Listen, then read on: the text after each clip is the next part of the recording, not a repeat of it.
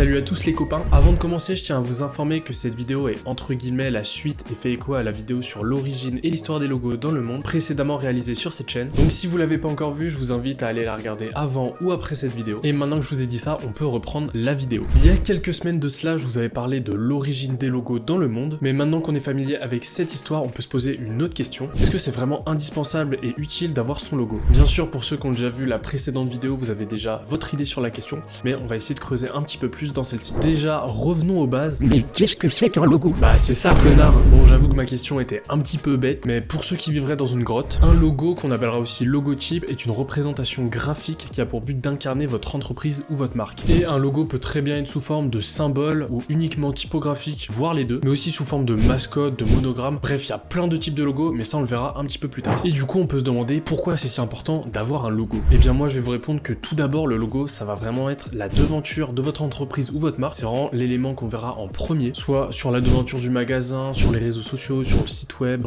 je sais pas, une affiche. Et j'aime bien prendre comme exemple les moutons qu'on marque au fer rouge pour indiquer qu'ils nous appartiennent. Et bah là, c'est un peu pareil pour les logos. Ça va vraiment être l'élément graphique principal de votre identité qui va permettre de vous différencier et vous identifier. Et bien souvent, on entend une légende urbaine autour des logos. Un logo doit dire ce que la marque propose. Bien évidemment, je suis pas en total désaccord avec cette phrase. On doit quand même garder une certaine cohérence entre le logo et l'entreprise. Mais ce que j'essaie de dire, c'est que les logos qui laissent directement transparaître la nature de leur commerce sont souvent trop simples et vont pas chercher les idées bien loin. Si je prends l'exemple d'une pizzeria, instinctivement vous ferez un logo de pizza. Et bien croyez-moi, regardez les logos des différentes pizzerias dans votre ville et vous verrez que beaucoup utilisent une pizza comme logo. Et le but d'un logo, je le rappelle, c'est quand même de se différencier. Alors je suis d'accord, ça aura beaucoup moins d'impact sur les petites entreprises que les grandes d'avoir un logo commun, car une petite entreprise ou un commerce de quartier aura beaucoup moins de concurrents de par son positionnement et sa cible géographique. Une autre chose un peu plus inconsciente, c'est qu'un logo qui annonce directement que la marque propose, alors ça dépend comment c'est fait, mais souvent ça va donner un aspect un petit peu bas de gamme. Le logo manquerait un petit peu de finesse et de subtilité. Il y a aussi une autre explication plus simple de pourquoi un logo c'est important, c'est que l'humain, par définition, il est attiré par les designs et les couleurs qui sortent du lot. Quelqu'un qui s'intéresse à votre logo et votre identité de marque, c'est quelqu'un qui va regarder juste par curiosité ce que vous faites et ça pourra potentiellement devenir un client. Et le logo à terme fidélise la clientèle. Je suis pratiquement sûr que vous avez déjà eu ce débat entre amis où une de vos marques préférées ont changé de logo pour diverses raisons et vous êtes les premiers à dire que forcément c'était mieux avant. Et bah ça c'est parce que vous vous étiez fidélisé à ce logo et vous vous sentez un petit peu trahi que ce logo change si subitement et bien souvent il faut un petit bout de temps avant de se réhabituer au nouveau logo. Un autre point, c'est qu'un logo bien réalisé sera vraiment un gage de crédibilité, ce qui est un des points les plus importants pour une marque ou une entreprise, c'est vraiment de gagner la confiance de ses clients, car un client qui a confiance en sa marque est un client fidèle et qui n'hésitera pas à en parler autour de lui. Enfin, comme dernier point, c'est que le logo sera vraiment omniprésent sur les flyers, la devanture du magasin, le site web, les réseaux, etc. C'est donc un super moyen de faire de la publicité et de la communication, d'ancrer votre logo dans la tête des gens. Et si le logo est parfaitement réalisé, qu'il symbolise bien les valeurs et les messages de votre entreprise, tout ce que vous ferez par la suite sera associé à votre logo et à votre marque. Maintenant qu'on a vu pourquoi un logo c'était utile et intéressant, je vais maintenant vous présenter tous les différents types de logos.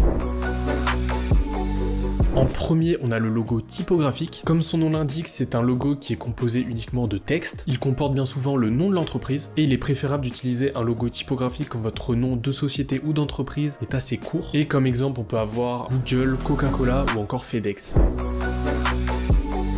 En deuxième, on a les monogrammes. Comme les logos typographiques, les monogrammes seront uniquement constitués de lettres qui sont surtout utilisées par les grandes institutions comme IBM ou encore la NASA. On les voit aussi pour des logos liés au nom et au prénom, comme Louis Vuitton par exemple. Et vous l'aurez compris, un monogramme est souvent constitué des initiales et cela a comme avantage de plus facilement retenir le nom d'une marque ou d'une entreprise quand celle-ci est bien longue. Vous imaginez si on devait à chaque fois dire National Aeronautic and Space Administration? C'est vraiment un enfer.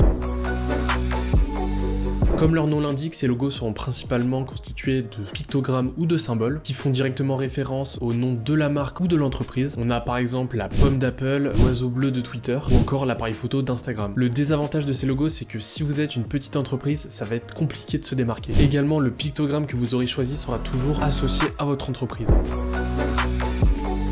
Les logos abstraits sont un peu une sous-catégorie des logos symboliques et pictographiques, mais au lieu d'utiliser une forme reconnaissable pour représenter l'entreprise, eh bien c'est une forme abstraite. Les logos abstraits sont très efficaces parce qu'ils parviennent à représenter les valeurs d'une entreprise en une seule image, là où les pictogrammes reposent sur une image concrète et donc les logos abstraits ont plus de liberté. Et c'est par exemple ce type de logo que j'ai utilisé pour cette vidéo.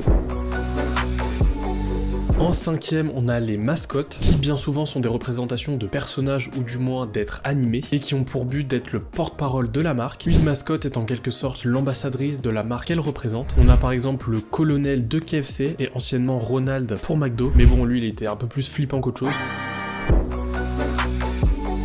Les emblèmes donnent à l'entreprise un côté un peu plus traditionnel, ce qui apporte un cachet particulier. Le seul problème des emblèmes, c'est qu'ils sont moins polyvalents, moins adaptables, à cause de leurs nombreux détails qui les rend forcément beaucoup moins lisibles en plus petit. Et on a par exemple l'école Harvard, Harley-Davidson ou encore Ferrari. Et bien évidemment, il existe des logos qui fusionnent plusieurs styles, comme par exemple Burger King, Lacoste ou encore Bic. Et pour voir si vous avez bien suivi, c'est à vous de me dire en commentaire de quelle fusion de styles de logos ces marques sont composées. Merci à vous d'avoir suivi cette vidéo. Dites-moi si vous souhaitez que j'aborde des sujets en particulier en rapport avec le web design ou le graphisme. Mettez un pouce bleu si vous avez aimé la vidéo, abonnez-vous si ce n'est pas déjà fait. Vous connaissez la chanson, la bise.